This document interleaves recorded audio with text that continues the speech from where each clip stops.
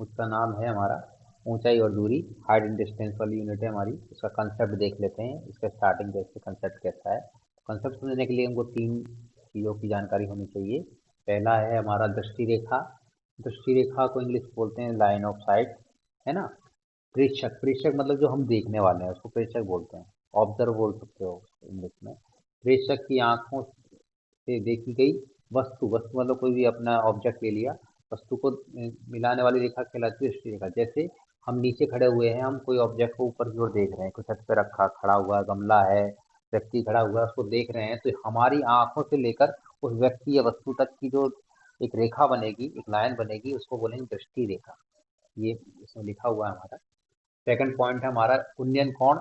उन्नयन कोण क्या होता है? उन्नयन कोण क्या है? दृष्टि रेखा जो आपकी लेवल है, अब यहाँ आपका लेवल जो है आपके लेवल से अपन ऊपर जो देख रहे हैं, तो हमारी जो आंख का लेवल, हमारी पृथ्वी, हम क्या पृथ्वी पर ही खड़े होते हैं, है ना, अर्थ पर खड़े हैं। अर्थ हमारी, हम मानते हैं कि एक सरल रेखीय पथ है, तो उस सरल रेखा से हम इस लेवल को आंख पे भी अगर एक रेखा खींचे, यहाँ भी एक रेखा तो समांतर रेखा खींचेंगे सारी, है ना, पैरेलल लाइंस। अब इस आंख पे लेवल से अपन ऊपर देखने की कोशिश कर रहे हैं, तो इस क्षैतिज रेखा से एक कोण बन रहा है, वो हमारा क्या कह रहा है?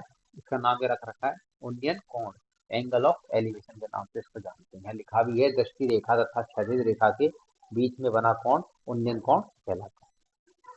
अब बात आती कंफ्यूजन वाली, कि जैसे इसमें एक शब्द लिखा है अवनमन कोण, इसको बोलते हैं हम एंगल ऑफ डिप्रेशन। लिखा नहीं यहाँ पर, कोई बात नहीं। वस्तु आंख, है ना, वस्तु आंख से नीचे की ओर वस्तु दिशा में हो तो दृष्टि रेखा और क्षति रेखा। इसमें भी मैंने क्षति रेखा लिखी, क्यों लिखी? कि ऊपर हो चाहे नीचे हो, क्षति रेखा तो यही वाली रहती है हमारी, है ना, हॉरिजॉन्टल लाइन, ठीक है। अब क्या करें, हम खड़े हैं ऊपर और वस्तु रखी है नीचे, तो हमें नीचे देखना पड़ेगा, तो हमारा जो एंगल बनेगा तो ऊपर वाली क्षति रेखा के संग बनेगा, लेकिन हम देख डाउनवर्ड रहे हैं, नीचे की तरफ देख रहे हैं, इसलिए ये जो एंगल बनेगा क्षति रेखा से आंख के लेवल से नीचे की ओर, ये कितना बनेगा? अवनमन कोण कहलाएगा, ठीक है। इसको बोलते हैं एंगल ऑफ डिप्रेशन, ठीक है। ये हमारा कंसेप्ट है, ठीक है। इसमें एक कंसेप्ट और काम करता है, जैसे अगर बोलो सर ये समझ में नहीं आया, तो अवनमन कोण देख लो, अगर इसको ध्यान से देखोगे आप, ये भी क्षैतिज रेखा है, ये भी क्षैतिज रेखा है, हॉरिजॉन्टल लाइन सारी सेम होती है ना, पैरेलल होती हैं। अब पैरेलल लाइन है तो ये अपना ये बन गया, जेड फॉर्म बन गई। जेड फॉर्म बोले तो इनवर्सली प्रोपोर्शनल एंगल हो गए। हिंदी में बात करते हो एकांतर कोण हो गया, ये कोण इसके बराबर होगा, ठीक है, इस प्रकार से। हाँ, ये दिख रहा है, मैं जानू तो बनाई ये लाइन,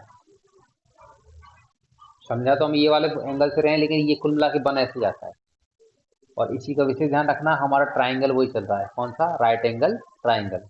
अपन ने चेंज कुछ नहीं किया, हम तो एक नया कंसेप्ट समझ रहे हैं इसके अंदर, क्योंकि हम अब बात करेंगे ऊंचाई और दूरी की, ठीक है। चलो,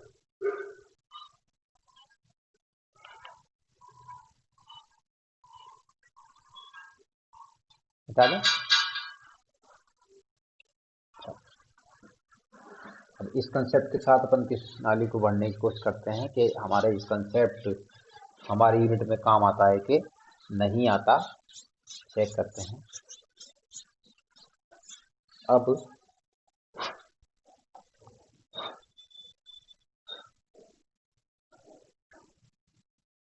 अब इसमें कंसेप्ट देखो आप, और जो समझने वाली बात है वो ये हमारी, जैसे आपका ऐसा कोई समकोण त्रिभुज ले लिया आप, समकोण त्रिभुज ले लिया, समकोण त्रिभुज में एक कोण 90 डिग्री होता है, तो ये बताने की आवश्यकता नहीं है, होता ही है वो एक भी। अब ले लिया अपन ने ए बी सी। अब इसमें बहुत सारे क्वेश्चन बना देता है वो, कि एक तो थीटा लेना ही लेना है हमको, इसके हिसाब से पूरी ट्रिग्नोमेट्री पढ़ती है हमने। अब ध्यान रखना, अब क्या करेगा वो, ज्यादा ज्यादा हमको एक एंगल देगा और एक भुजा देगा आपको, इसको बोलेगा ऊंचाई, इसको बोल रहा है आधार। अब ये लंब नहीं चलाएगा, यहाँ ऊंचाई की बात चलेगी, हाइट की बात चलेगी, ठीक है। इसका उपयोग कर रहे हैं हम, किसका? वही ट्रिग्नोमेट्री जो पढ़ी थी अपन ने यूनिट 6 और 7 में, उसका अब अनुप्रयोग होगा कि हमारे डेली लाइफ में जो भी हमने काम काज चलते हैं उनमें इसका कितना उपयोग है, देखें आप। इसमें पहला पहला उपयोग देखिए, इसमें पहला क्वेश्चन देखो, मैं वो पढ़ के सुना रहा हूँ। एक ऊर्ध्वाधर खंभा, ऊर्ध्वाधर का हिंदी में ऊर्ध्वाधर बोलते हैं, इंग्लिश में बोलते हैं वर्टिकल, है ना। देखो, दो चीज होती है, एक तो क्षैतिज, इसको क्या पढ़ते हैं अपन? क्षैतिज, है ना। इसको इंग्लिश में बोलते हैं हॉरिजॉन्टल। और एक होता है क्षैतिज के सीधा से 90 डिग्री कोण बनाने वाली भुजा, भुजा, खंबा, दीवार, है ना, सब यही है। इसको क्या बोलते हैं? ऊर्ध्वाधर। ऊर्ध्वाधर। इंग्लिश में इसको बोलते हैं, क्या बोलते हैं? वर्टिकल। वर्टिकल। ये दो शब्द सुनना, बार बार काम आएंगे। क्षैतिज मतलब ये, और बाद में मतलब जो पृथ्वी से कितने डिग्री एंगल वाला आएगा, 90 डिग्री का। ठीक है, चलो इसको हटाओ। अब इस कंसेप्ट में ये लिखा हुआ है, ऊर्ध्वाधर खंभे की परछाई खंभे की ऊंचाई के बराबर है। मतलब ये भी एक्स है और ये भी एक्स है ना। पहला पहला क्वेश्चन दे रखा है, उसको कर रहे हैं अपन। उसमें कह रहा है कि कोई खंबा है, ये खंबा हमारा एसी खंबा है, खंबे की परछाई कौन सी होगी? ये भी होगी। अगर मैं देखो एसी को क्या बोल रहे हैं, एक खंबा बता रहे हैं। खंबा क्या पृथ्वी पर ऐसे रखा रहता है? ऐसे खंबा तो सीधा लगता है ना, बिल्कुल। फिर इसके बाद परछाई की बात करा तो ए भी क्या हो गई हमारी? परछाई हो गई, है क्या नहीं? समझे? परछाई हो गई। अब ये क्या कह रहा है कि भाई ये कंसेप्ट बताओ कि अगर ये दोनों बराबर हों, ये दोनों बराबर हों, तो उन्नयन कोण क्या होगा? उन्नयन कोण कंफर्म में तो है ही अपना कोण भी, है ना। लेकिन अब ये कह रहा है प्रश्नानुसार, प्रश्नानुसार, प्रश्नानुसार क्या है? ए सी बराबर ए बी है। ए सी बराबर ए बी है। और सुनो, हमारे पास कर्ण का कोई अता पता नहीं है, हमारे तो भाई ये लंब है, ये आधार है। दूसरी भाषा में बात करें तो ऊंचाई है, ये आधार है। अब हमको सिर्फ इतना सा बोला वो कि दोनों बराबर है, तो कोई बात नहीं। लंब और आधार के बीच में कौन सा रिलेशन है? क्या कॉस का है? क्या नहीं। साइन, टेन का, साइन का देखो, लंब बट्टे कर्ण होता है, इसमें कर्ण आ गया, कर्ण का नाम ही नहीं ले रहा है। आधार बट्टे कर्ण किसका नाम है? कॉस का बात है, नहीं आ रहा। और लंब बट्टे आधार किसकी बात चलेगी? टेन की। तो टेन के हिसाब से लिखो, टेन थीटा है ही हमारे पास। तो इसके सामने बोलो पहले भुजा क्या होगी? लंब।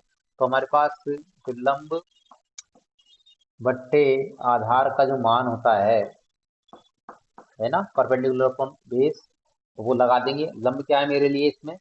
क्या है? ए। और ये क्या लिख रखा है आपने? A B.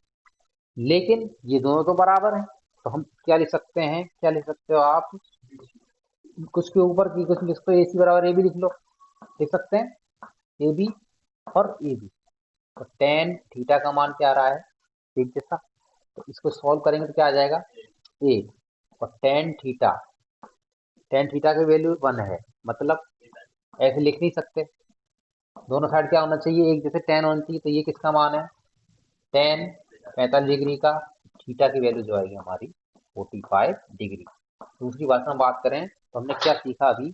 हमने दो चीज सीख ली इससे। क्या सीखी आपने? कि पहली चीज मैंने सीखी, अगर लंब और आधार समान है तो थीटा का एंगल कितना आएगा? 45 डिग्री। मतलब अब समझो, अब क्वेश्चन और चेंज कर सकता है। जैसे आपसे पूछे कि एक समकोण ए है, बी आपने 45 निकाल लिया, तो बताइए सी का मान क्या होगा? तो 45 निकलेगा वो। कि 90 45 यही हो गए, 135 बचा कौन? 45 ही बचा, हो गया 180। ठीक है, इस प्रकार क्वेश्चन बढ़ा देगा आपको। कितना आएगा? 45 डिग्री। तो ये है हमारी सिस्टम। हमने इसमें कर्ण का बात नहीं करी, लेकिन फिर भी अपन ने क्या निकाल दी? दोनों की एंगल निकाल के रख दिया बिना कर्ण की सहायता से। तो हमने क्या किया? त्रिकोणमितीय अनुपातों का अनुप्रयोग करना सीखा है इस वाली यूनिट के अंदर।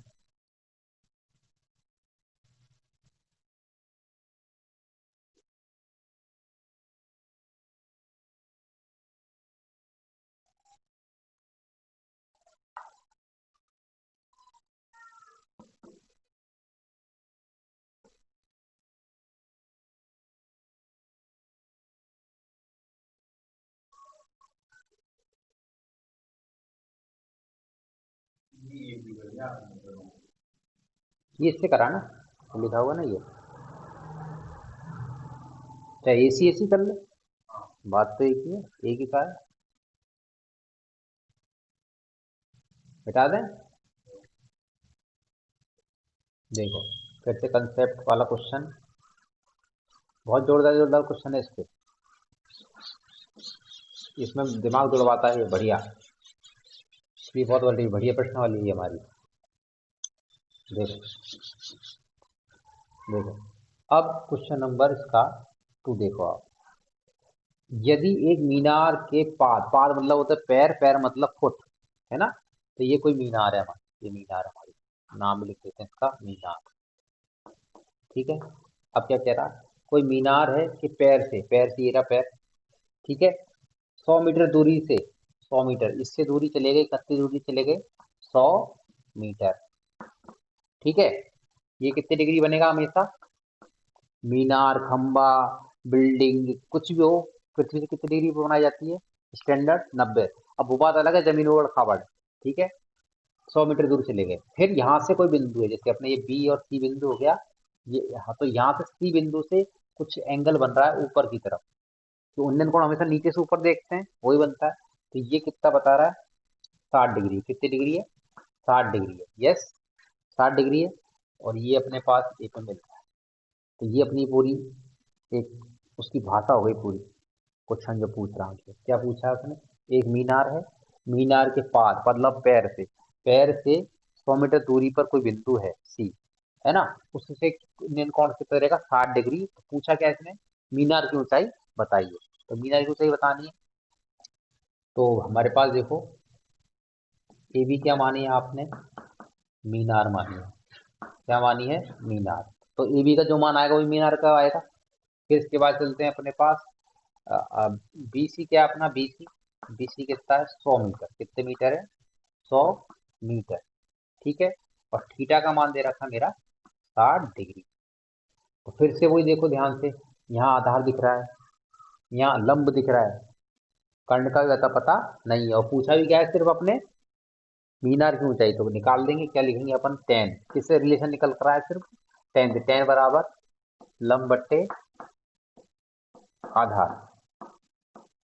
ठीक है, आधार देगा, सारे मान लगा देंगे। लंब क्या है मेरा, मीनार, मीनार कितनी मानते हो आप, ए बी, आधार कितना दे रखा है, 100 मीटर, तो 100 लिख दो यहाँ पे। टेन का मान लगा रखा है, कितना लगाना है, 60 डिग्री का, कितने डिग्री का, 60 डिग्री का। ठीक है, 60 डिग्री का कितना होता है, √3, कितना होता है, √3।